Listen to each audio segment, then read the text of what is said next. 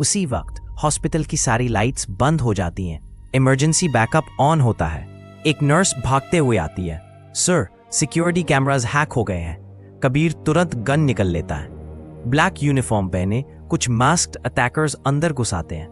उनका टारगेट सिर्फ एक था, अमन। फायरिंग शुरू हो जाती है।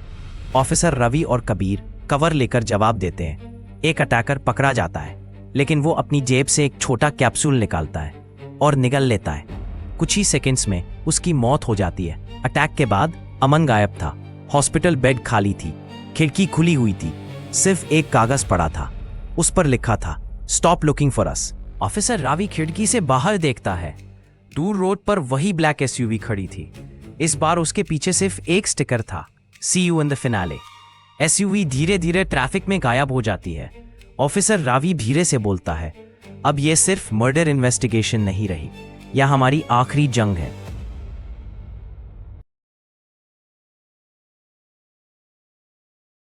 मुंबई सिटी से लगभग 35 किलोमीटर दूर एक पुरानी आधी बनी हुई बिल्डिंग में कंस्ट्रक्शन का काम दोबारा शुरू हुआ था। यह बिल्डिंग पिछले 3 साल से बंद पड़ी थी। मजदूर पुराने बेसमेंट का मलबा हटा रहे थे। तभी थक, एक वर्कर का बेलचा किसी सख्त चीज से टकराता है।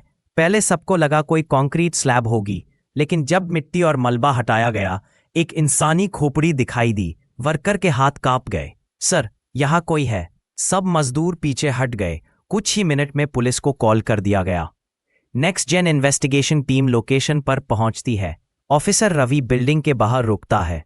सामने एक विशाल, जल चुकी और आधी बनी बिल्डिंग खड़ी थी। हर तरफ जंग लगे लोहे के पिलर्स। ऑफिसर कबीर धीरे से बोलता है, यह बिल्डिंग सिर्फ अबैंडन नहीं हुई, यहां कुछ बहुत बुरा हुआ था।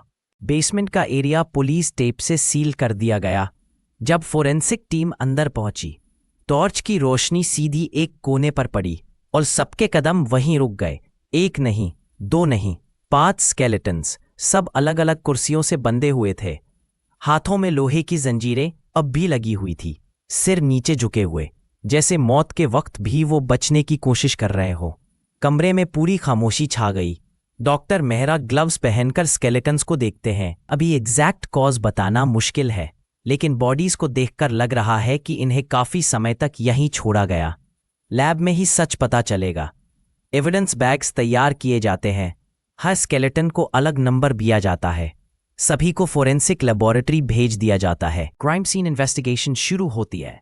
ऑफिसर रावी पूरे बेसमेंट का इंच इंच देख रहा था, लेकिन ना कोई वेपन, ना कोई ब्लड स्टेन्स, ना कोई मोबाइल, ना कोई डॉक्यूमेंट्स। सिर्फ वो 5 कुर्सियां और दीवार पर आधा जला हुआ एक बोर्ड।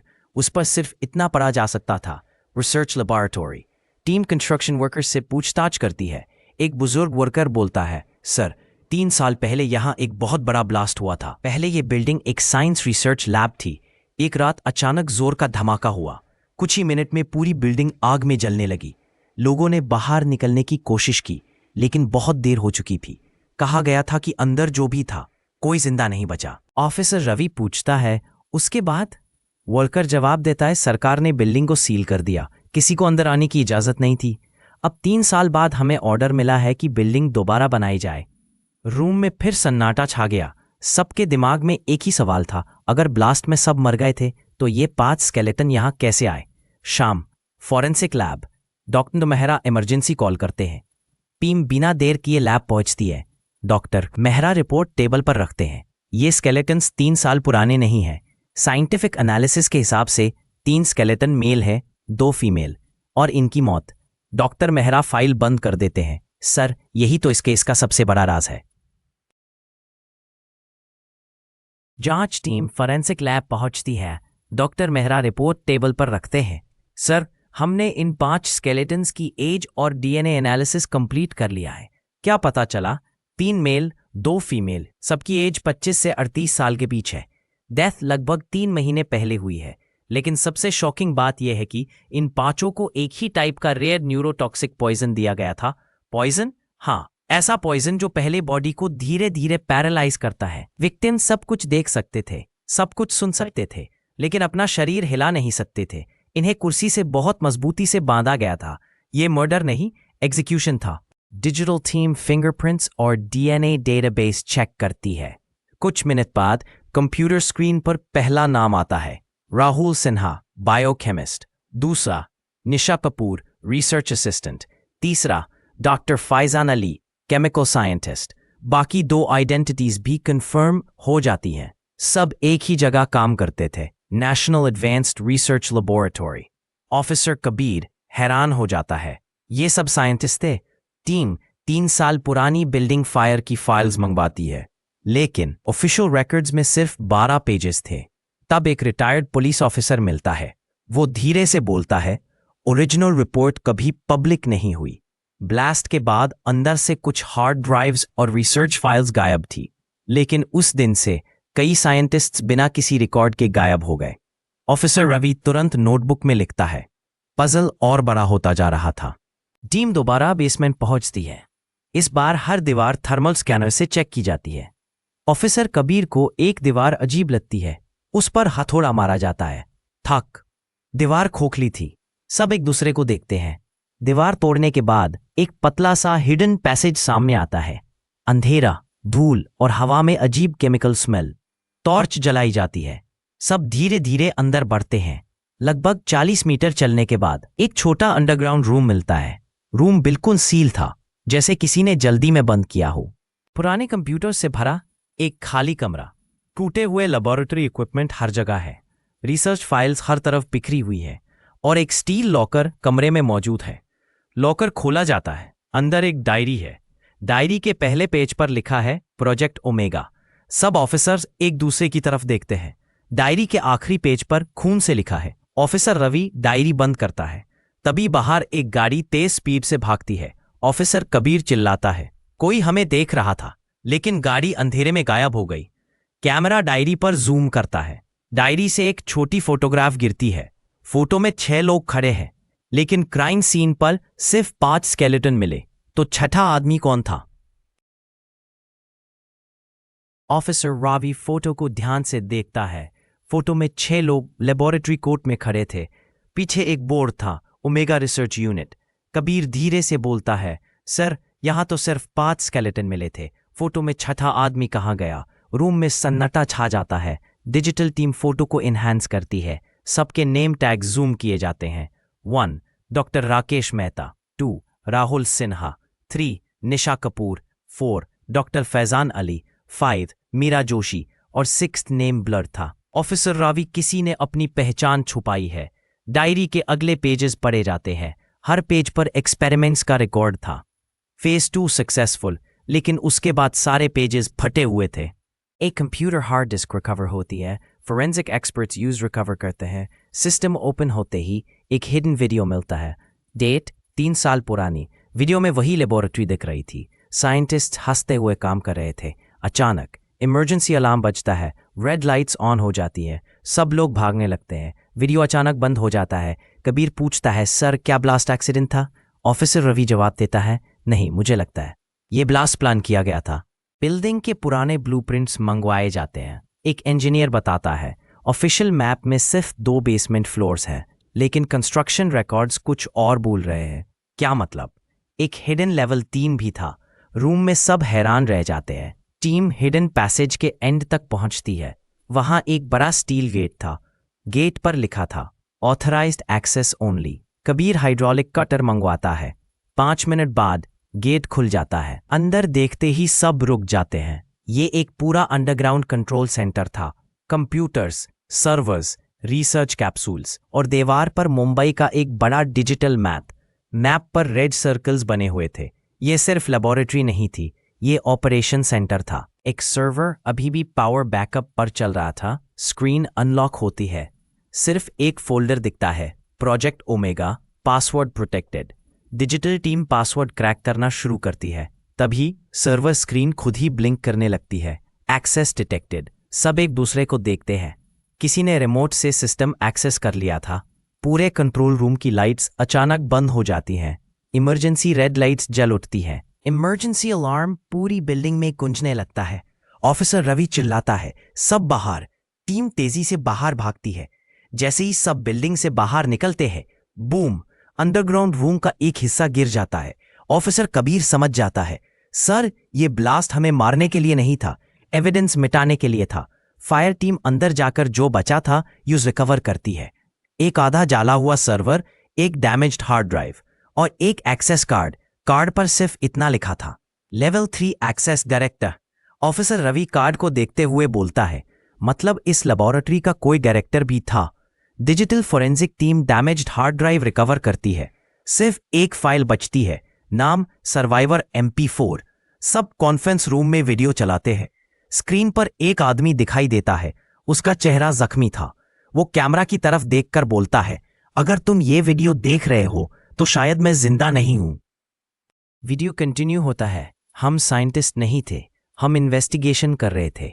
हमें इंफॉर्मेशन मिली थी कि इस लेबोरेटरी में इलीगल ह्यूमन एक्सपेरिमेंट्स हो रहे हैं। हम एविडेंस कलेक्ट करने आए थे, लेकिन हम खुद फंस गए।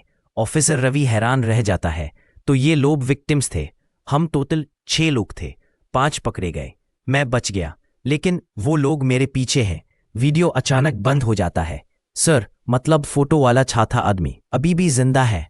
मैं वही छाता आदमी हूं। और कॉल कट हो जाता है। कॉल ट्रेस किया जाता है। मुंबई डॉक्स पर टीम तुरंत निकल पड़ती है। रात के 120 AM बारिश शुरू हो चुकी थी। पुराना वेयरहाउस, अंधेरा, हर तरफ कंटेनर्स है। एक आदमी दूर खड़ा था, हुड पहने हुए। ऑफिसर रवि धीरे धीरे उसकी तरफ बढ़ता है। हम तुम्हारी हेल्प करने आए हैं। आदमी मुड़ता ही था, तभी एक गन शॉट की आवाज आती है। गोली सीधा उस आदमी के कंधे में लगती है। वो नीचे गिर जाता है। शूटर अंधेरे में गायब हो जाता है। टीम इंजर्ड आदमी को एम्बुलेंस में बिठाती है। बेहोश होने से पहले वो रवि का हाथ पकड़ता है और धीरे से बोलता है, उनका नाम ओमेगा नहीं है। ओमेगा सिर्फ एक प्रोजेक्ट था, असली नाम। उसकी सांसें तेज होने लगती है, ब्लैक। उससे पहले कि वो बात पूरी करता, वो बेहोश हो जाता है। डॉक्टर बाहर आता है। पेशेंट क्रिटिकल कंडीशन में है, अभी कुछ नहीं कह सकते। ऑफिसर रवि हॉस्पिटल की खिड़की से बाहर देखता है।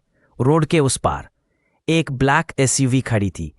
उसमें बैठा आदमी रवि को देखकर हल्का सा मुस्कुराता है और गाड़ी धीरे से चली जाती है। Number plate fake. Digital team को वेयरहाउस से एक छोटा मेटल टोकन मिलता है। उस पर एक सिंबल बना था, काला गोला, और उसके बीच में सफेद आंख। ऑफिसर रवि धीरे से बोलता है, ये किसी गैंग का सिंबल है। अगला सुबह 9:22 बजे नेक्स्ट जेन इन्वेस्टिगेशन हेडक्वार्टर्स में कॉन्फ्रेंस रूम में पूरी टीम मौजूद थी। टेबल पर वही मेटल टोकन रखा था। उस पर बना हुआ सिंबल एक काला गोला और बीच में एक सफेद आंख। ऑफिसर रवि ने पूछा, क्या किसी ने यह सिंबल पहले देखा है?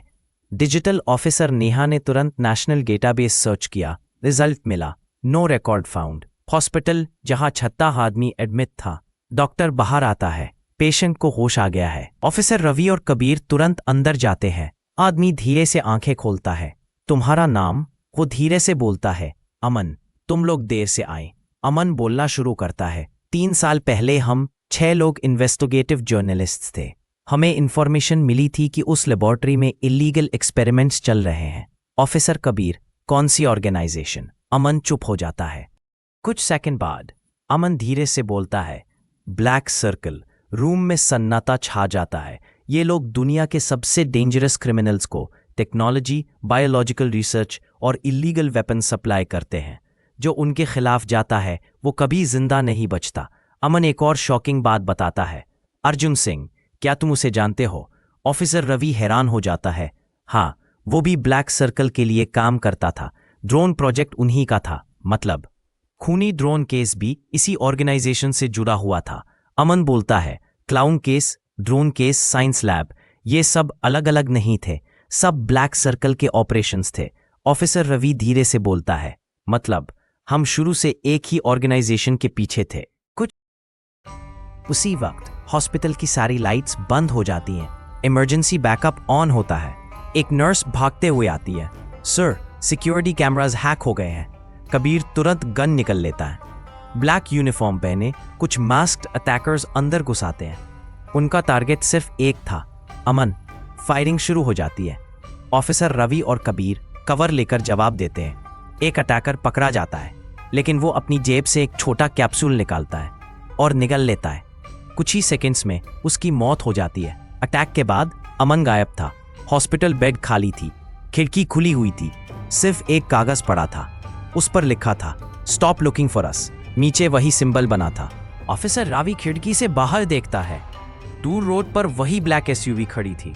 इस बार उसके पीछे सिर्फ एक स्टिकर था, see you in the finale. SUV धीरे धीरे ट्रैफिक में गायब हो जाती है।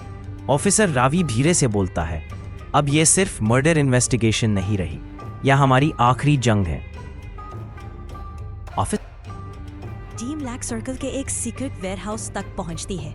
अंदर कंप्यूटर्स, एन्क्रिप्टेड फाइल्स और कई फेक आइडेंटिटीज मिलती है, लेकिन असली लीडर वहां नहीं होता। एक बड़े LED स्क्रीन पर अचानक वीडियो चल पड़ता है।